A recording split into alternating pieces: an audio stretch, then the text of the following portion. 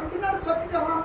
ఎప్పుడు వచ్చి ఇక్కడ గమనించినట్లయితే, ఇదిగో ఆ దేశమును మీకు అప్పగించి తిని మీరు వెళ్ళి యెహోవా మీ పితరులైన అబ్రహాము, ఇస్సాకు, యాకోబులకు వారి తరువాత వారి సంతానములకు ఇచ్చితినని నేను ప్రమాణము చేసిన దేశమును స్వాధీనపరుచుకోండి.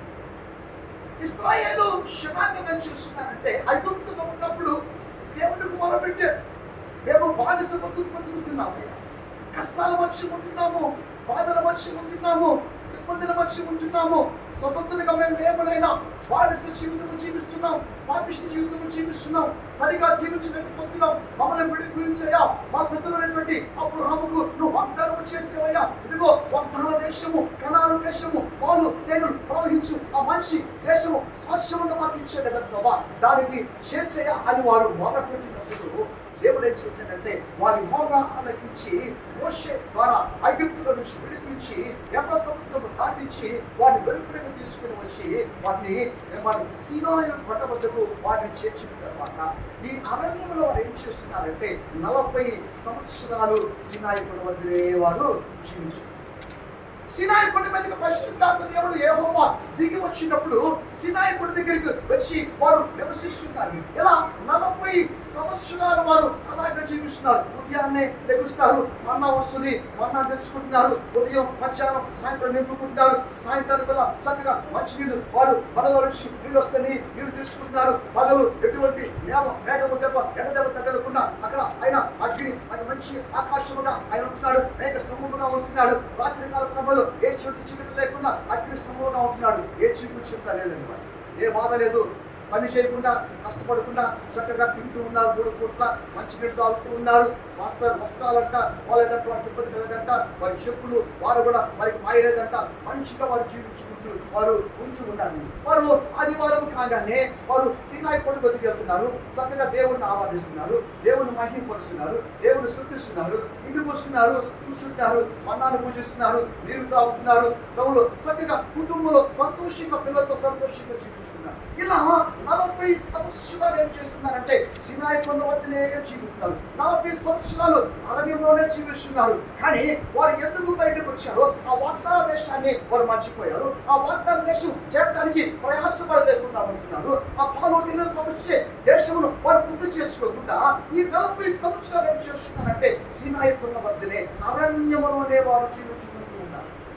మేము దేవుడి దగ్గరకు వచ్చామనుకుంటున్నారు, కానీ అరణ్యంలో చూసారా, మీ దేవుడని యెహోవా సెలవిచ్చిందేమని అక్కడ కదా, ఈ పర్వతమునంతా మీరు నివసించిన కాలము ఇక సాలయ ఎంత కాలమైన మీరు జీవిస్తారు. 1 రోజు 2 రోజులు 3 రోజులు కాదు, వాగ్దాన దేశాన్ని మర్చిపోయేసి 40 సంవత్సరాలుగా ఈ పర్వతం వద్దనే మీరు ఉంటున్నారు.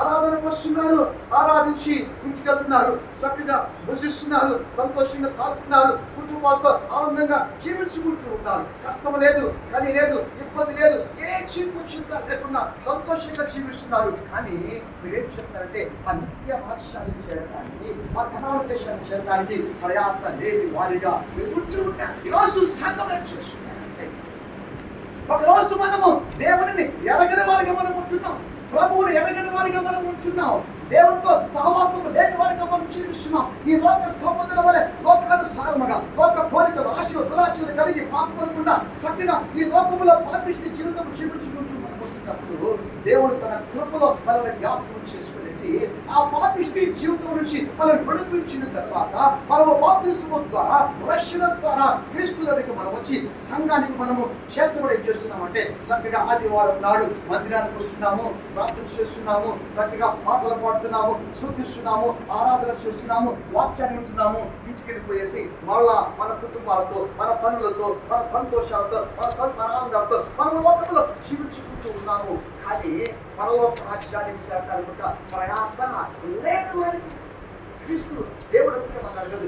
ఈ 40 సంవత్సరాలు ఈ పర్వతము వద్ద జీవించిన జీవితం యొక్క చాలా ఎంతకాలము వ్యర్థముగా మేము జీవించాలి, ఎంతకాలము ఆశ లేని వారిగా జీవించాలి, ఎంతకాలము ఇదిగో ఆత్మ సంబంధమైన ఫలింపు లేని వారిగా మీరు జీవించాలి. ఇక చాలు ఈ 40 దినాలు, ఇక మీరు కదలాల్సినటువంటి సమయము వచ్చింది, ఇక కదలన ఆ వాగ్దాన దేశానికి మీరు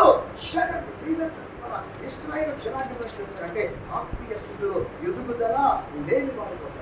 ప్రార్థన జీవితంలో ఎదుగుదల లేని వారు ఉంటారు. రక్షణ పొంది సంవత్సరాలు మనకు పోతున్నప్పుడు కూడా ప్రార్థనలో ఒక అభివృద్ధి మనలో లేదు, ఆత్మీయంగా ఒక అభివృద్ధి మనలో లేదు, విశ్వాసంలో బలము మనము లేకుండా మనం ఉంటున్నామని దేవుని వద్ద గురించి మనం ఏం చేస్తున్నామంటే ఈ లోక సంబంధమైనటువంటి ఆశలు కలిగి, ఈ లోక సంబంధమైనటువంటి అక్కర్లు కలిగి ప్రభులు అడుగుతున్నామే కానీ అయ్యా నన్ను ఆత్మీయ జీవితంలో బలపరచమని మనం తెలియకపోతుంది. దేవుని వాక్యం మీరు బహుగా వర్ణించడం వలన తండ్రికి మహిమ అంటే మనం ఏం చేస్తున్నామంటే ఫలింపు సీనాయి కొండ మీదకి యెహోవా అగ్నిగా దిగి వచ్చిన తర్వాత శిష్యులు జనాలందరూ ఏం చేస్తున్నారంటే కొండ కింద ఉన్నారే కానీ మోషే ఒక్కడే సీనాయి కొండ పైకి వెళ్ళి దేవుడిని ఆరాధిస్తున్నారు. ఇస్రాయేలు జనాన్ని ఎలా ఉంటున్నారా అంటే కింద కూర్చుని ఆరాధించే వారిగా ఉంటున్నారే కానీ కొండ పైకి వెళ్ళేసి దేవుడిని ముఖాముఖిగా ఆరాధించేటువంటి స్థితిలో వారు ఈరోజు సంఘం ఎలా ఉంటున్నాయంటే ఆదివారము ఆరాధనకు వస్తూ ఉన్నారు, అందుబాటులో సంఘానికి వెళుతున్నారు, మీ ప్రేమించిన సంఘానికి వెళ్తున్నారు, ఆరాధనలో ఉంటున్నారు కానీ ఆత్మీయ స్థితిలో ఎదుగుదల మనకి లేదు. ప్రార్థనా జీవితంలో ఎదుగుదల మనకు లేదు, ప్రభువులో ఎదుగుదల మనకు లేనటువంటి వారిగా మనము జీవించుకుంటున్నాం. అని అంటున్నాను కదా. రోజు మత్తయి 8వ అధ్యాయం గమనించినట్లయితే మత్తయి 8వ అధ్యాయం గమనించుకున్నట్లయితే 8వ అధ్యాయం 23వ వచనాన్ని మనం చదువుతున్నట్లయితే ఆయన దోణి ఎక్కినప్పుడు ఆయన శిష్యులు ఆయన వెంట వెళ్ళేది. అంతటా సముద్రం మీద తుఫాను తెచ్చి అందున ఆ దోణి వలల చేత కప్పబడదు. అప్పుడు ఆయన వెళ్తుండగా వారు ఆయన వద్దకు వచ్చి ప్రభువా నశించుకోవచ్చున్నాము, మమ్మను రక్షించమని చెప్పి ఆయనను లేపి అందుకు ఆయన అల్ప విశ్వాసులారా ఎందుకు భయపడుచున్నారు? యేసుక్రీస్తు ప్రభువుని విశ్వసించారు, ఆయన శిష్యులుగా అపోస్తలులుగా ఉంటున్నారు, ఆయన సేవలో ఉంటున్నారు, ఆయనతో కలిసి జీవిస్తున్నారు, ఆయన పరిచయంలో ఉంటున్నారు, ప్రభువు చేసిన అద్భుత ఆశ్చర్య కార్యాలకు సాక్షులుగా ఉంటున్నారు, ఆయనతోనే జీవించుకుంటూ ఉంటున్నారు అని ఒక రోజు వారు సముద్రం మీద వెళుతూ ఉన్నప్పుడంట దోణిలో యేసుక్రీస్తు ప్రభు ఉన్నప్పటికీ కూడా అకస్మాత్తుగా దోణి మీద కంటే గాలి వీసి నీరు వచ్చేసి ఆ పడవ మునిగిపోయే స్థితి వచ్చినప్పుడంట శిష్యులు ఏం చేస్తున్నారంటే యేసుక్రీస్తు ప్రభు దగ్గరికి వచ్చి మేము నశించిపోవచ్చున్నామయ్యా లే అని చెప్పినప్పుడు యేసే చెప్పినటువంటి మొట్టమొదటి మాట ఏంటంటే అల్ప విశ్వాసులారా, అల్ప విశ్వాసులారా, మీరు ఇన్ని కార్యాలు చూస్తున్నారు, ఇన్ని మహిమలు మీరు చూస్తున్నారు, ఇంతగా సువార్త సేవలో మీరు ఉంటున్నారు, మీరు రక్షణ పొందిన వారిగా ఉంటున్నారు, మీరు దేవుడిలో ఉంటున్నారు, ఆరాధించే వారిగా ఉంటున్నారు, ఉదయం ప్రార్థన చేస్తున్నారు, వాక్యం చదువుతూ ఉంటున్నారు, ప్రార్థన చేస్తూ ఉంటున్నారు, ఇదిగో ప్రార్థనలో మీరు ఉంటూ ఉన్నారు, ఆరాధనలో మీరు ఉంటున్నారు, కానీ ఎలా ఉన్నామంటే అల్ప విశ్వాసులుగా మనము జీవిస్తున్నాము. మనము దేవుడిలో ఎదుగుదల లేని వారిగా మనం నిలుచుకుంటున్నాం, ప్రార్థనా జీవితంలో ఎదుగుదల లేని వారిగా మనం జీవిస్తున్నామని, మనము పరిశుద్ధ